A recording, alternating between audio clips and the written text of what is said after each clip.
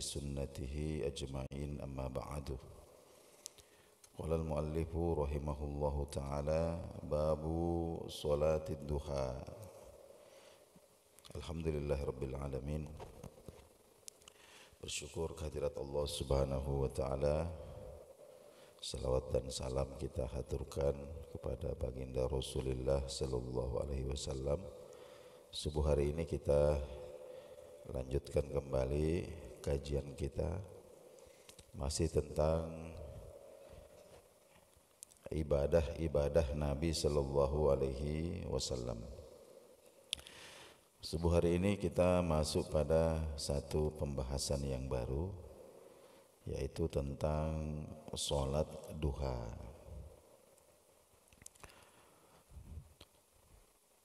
Sholatud duha laha makanatuhal azimah.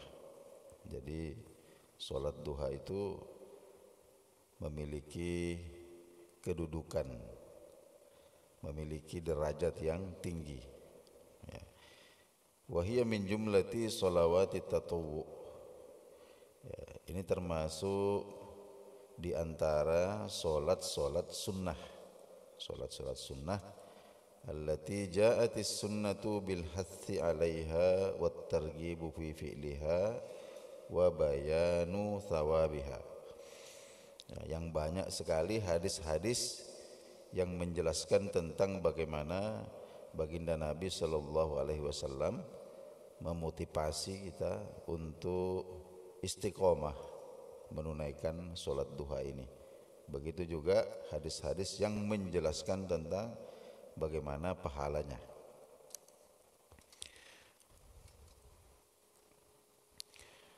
Disebutkan dalam Sahih Bukhari,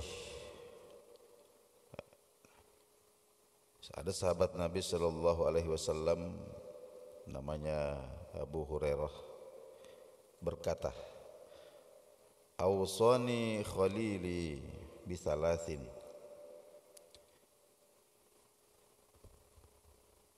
Kekasihku, maksudnya kekasihku itu adalah baginda Nabi Sallallahu Alaihi Wasallam, mewasiatkan kepadaku bithalathin, 3 perkara. Jadi ada 3 hal yang diwasiatkan oleh Nabi Sallallahu Alaihi Wasallam kepada Abu Hurairah. Ketika kita mengatakan wasiat, kita biasa mendengar istilah itu surat wasiat. Nah, itu kata-kata wasiat itu levelnya paling atas sudah.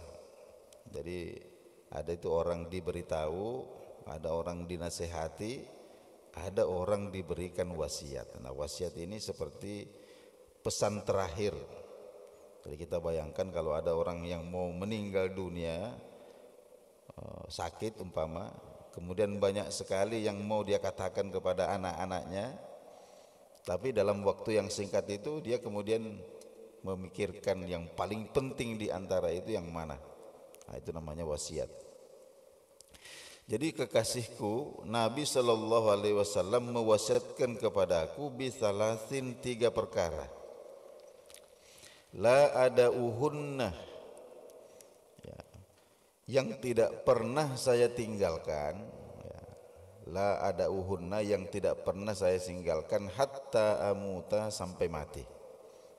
Ya, artinya itu azam beliau, tekad beliau bahwa 3 wasiat itu tidak akan beliau tinggalkan sampai beliau wafat. Yang pertama adalah saumi salasati ayyamin min kulli syahrin. Jadi puasa 3 hari setiap bulan. Ya, puasa 3 hari setiap bulan. Ini yang biasa kita sebut puasa ayyamil bid, ya, tanggal 13, 14, 15, ya, ketika purnama itu, bulan itu menjelang purnama itu. Namanya ayyamul bid. Puasa 3 hari setiap bulan, ayyamul bid namanya. Kemudian wassalatid duha, salat duha. Nah, ini yang tema kita pagi ini, ya, salat duha. Kemudian yang ketiga, wa naumin ala witrin, ya, salat witir sebelum tidur. Nah, sholat witir sebelum tidur. Ini salah satu praktek pelaksanaan sholat witir itu dilaksanakan sebelum tidur. Ya, tapi ada juga yang mengakhirkan, ya, bagi orang yang yakin bangun tahajud, ya, bagi orang yang yakin bangun tahajud, maka yang paling baik itu adalah sholat witirnya setelah tahajud. Nah, dalam hadis ini jelas sekali bahwa sholat duha itu adalah mimma awsa bihin Nabi sallallahu alaihi wasallam. Ini termasuk pesan penting, ya, dari Nabi sallallahu alaihi wasallam. Kemudian yang kedua disebutkan juga di dalam Sahih Muslim,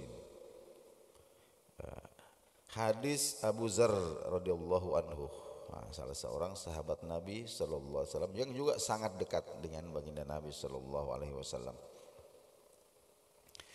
Rasulullah sallallahu alaihi wasallam qala, bersabda, yusbihu, yusbihu setiap hari, setiap pagi, ala kulli sulama min ahadikum, semua persendian kalian, semua persendian kalian itu sodakotun, harus dibayar sedekahnya, harus dibayar sedekahnya, setiap persendian. Nah, sendi itu, bapak-bapak saudara sekalian, kita tahu sendi itu adalah titik penghubung antara tulang, titik penghubung antara tulang, sehingga otot kita itu bisa menghasilkan gerakan. Jadi, seandainya tidak ada sendi, maka otot itu tidak bisa menghasilkan gerakan. Nah, di antara fungsi-fungsi sendi itu, yang pertama adalah menstabilkan struktur tubuh, sehingga bisa bergerak bebas. Jadi kita bisa jongkok, bisa mempraktekkan macam-macam gerakan-gerakan ruku, bisa sujud, bisa memutar tangan dan lain sebagainya. Nah, bisa berolahraga lah kamu kayaknya, bisa beraktivitas, ya, bisa memegang, ya, bisa memegang itu kenapa? Karena ada sendi, karena ada sendi. Nah, itu fungsinya. Jadi juga menjadi penopang dari struktur tubuh kita itu. Nah, jadi seumpama kita ini jalan, lari, ya, sendi inilah yang berfungsi sebagai penahan beban. Nah, dan ini menyerap guncangan, ya, untuk melindungi tulang dan jaringan tubuh yang lain. Itu nah, jumlahnya itu dalam tubuh manusia itu ada 360 persendian jumlahnya. Nah, Nabi kita katakan sebenarnya itu setiap hari, ya, setiap hari semua persendian kalian itu harus disedekahi loh. Ya, maksudnya itu sebagai ungkapan syukur atas nikmat Allah Subhanahu wa taala. Ya, ini mestinya dibayar. Ya, dibayar setiap sendi. Nah, 360 itu. Nah, kemudian Nabi SAW katakan bahwa fakullu tasbihatin shadaqah. Kamu tidak usah khawatir, ya, kamu tidak usah khawatir karena setiap tasbih yang kamu ucapkan itu adalah shadaqah. Wa kullu tahmidatin, setiap tahmid, ucapan alhamdulillah, itu shadaqatun shadaqah. Wa kullu tahlilah, setiap ucapan tahlil la ilaha illallah, shadaqatun, itu sedekah. Wa kullu takbiratin, dan setiap takbir itu shadaqatun sedekah. Wa amrun bil ma'ruf shadaqatun, ya, amar ma'ruf, ya, memberitahukan atau memerintahkan kebaikan itu shadaqatun, juga sedekah. Wa nahyun 'anil munkar, mencegah kemungkaran, shadaqatun, itu juga sedekah. Nah, namun wa yujzi'u min dzalika, ya, semua itu sudah bisa dicukupi. Jadi sedekahnya sendi itu yang jumlahnya 360 itu sudah bisa dicukupi, sudah bisa dilunasi lah, nampaknya begitu, Rakaatani yarka'uhuma fid duha minad duha, dengan 2 rakaat salat duha. Itu sudah dicukupi dari situ. Jadi jamaah sekalian, ya, salat duha itu adalah ungkapan syukur. Nah, jadi kita mengungkapkan syukur itu kan bisa dengan mengucapkan alhamdulillah itu. Tapi secara khusus itu diajarkan oleh Nabi kita sallallahu alaihi wasallam, ya, mengungkapkan syukur, ya, atas organ tubuh yang begitu sempurna dan berfungsi, ya, terutama persendian kita itu, ya, itu dengan mendirikan. Jadi di sini disebutkan bahwa anna tarkib hadzal idham wa salamataha min a'zami ni'amillahi ala abdih, bahwa struktur tubuh kita ini yang ditopang oleh tulang, kemudian dihubungkan dengan sendi, diikat dengan otot, nah, kemudian berfungsinya itu, jadi strukturnya dan fungsinya itu min a'zami ni'amillahi ala abdih, itu diantara nikmat-nikmat Allah yang agung kepada hamba-hambanya. Wa fi anfusikum. Nah, jadi itu termasuk ayat-ayat Allah, tanda-tanda kudrah kekuasaan Allah yang ada di dalam diri kita manusia. Nah, sehingga fayahtaju kullu azmin minha ila sadaqah. Ya, sehingga setiap persendian itu, setiap tulang itu, ya, sebenarnya, ya, mesti sedekah.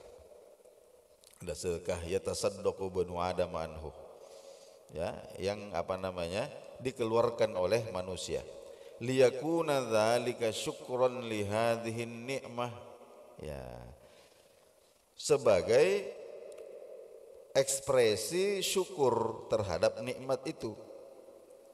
Nah, namun ketika kemudian organ-organ itu ditundukkan kepada Allah, ya, digerakkan untuk khadi'ah, merendah, menunduk lillahi tabaraka wa ta'ala, kepada Allah subhanahu wa ta'ala, fatakunu mujzi'an, maka itu sudah cukup fi syukri ni'mati salamati hadzal a'dha'i, untuk mensyukuri atau berterima kasih terhadap nikmat berfungsinya anggota-anggota tubuh ini.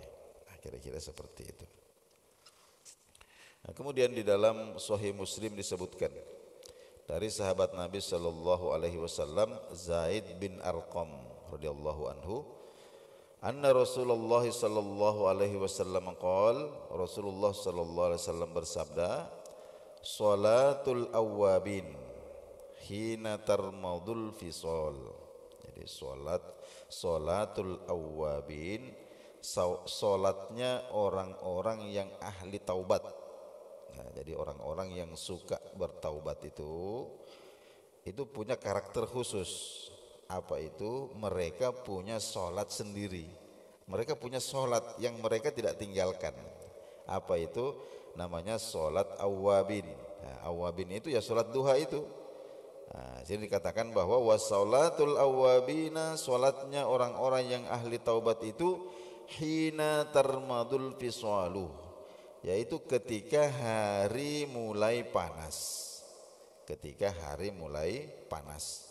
Ini kita tahu bahwa waktu duha itu, ya, sebenarnya sudah bisa ditunaikan ketika isyraq. Isyraq itu matahari sudah ada di ufuk, terbit. Nah, jadi bulatannya itu sudah sempurna, terbit di ufuk, itu namanya waktu isyraq. Ada sebagian ulama kita yang membedakan antara sholat isyraq dan sholat duha, ya. Namun jumhur ulama, mayoritas ulama mengatakan ya sama saja. Sholat isyraq itu adalah sholat duha yang dilaksanakan di awal waktu. Nah, jadi ketika matahari masih ada di ufuk, sudah terbit sempurna, masih ada di ufuk, belum panas ceritanya, belum panas itu. Karena itu mulai panas, terasa panas itu ketika dia atau matahari itu naik 1 tombak.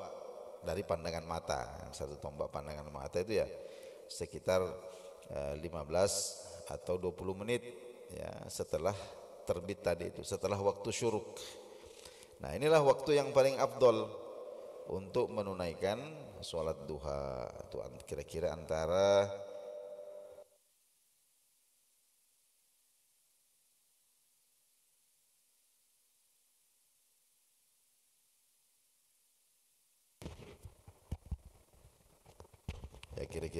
jam 8 sampai 15 menit ya sebelum masuk waktu zuhur. Nah, itu waktu yang paling afdal itu. Nah, itu yang disebut dengan hina tarmadul fisal. Jadi salatul awwabin ya, salatnya orang yang ahli taubat itu didirikan ketika hari mulai panas. Nah, itulah yang dimaksud dengan salat duha itu.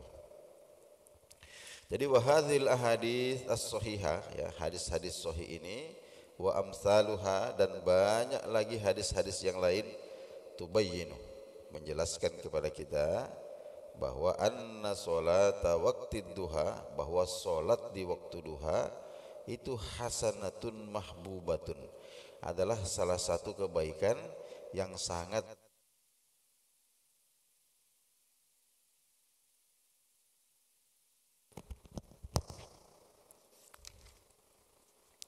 baik. Kita bacakan satu hadis Nabi sallallahu alaihi wasallam. Kita baru masuk nih pada hadisnya, satu kita baca dari Mu'adzah. Nah, ini seorang sahabiah, sahabat wanita. Mu'adzah berkata, qultu li,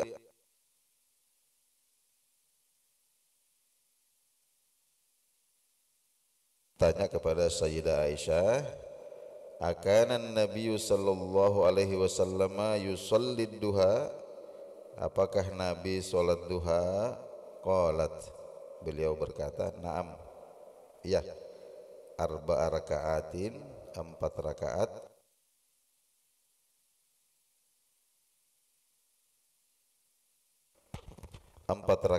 wa yazidu masya'allahu azza wa jalla, dan kadang beliau tambahi atau kadang beliau lakukan lebih daripada 4 rakaat. Nah, ini insyaallah kita akan bicarakan pada pertemuan yang akan datang.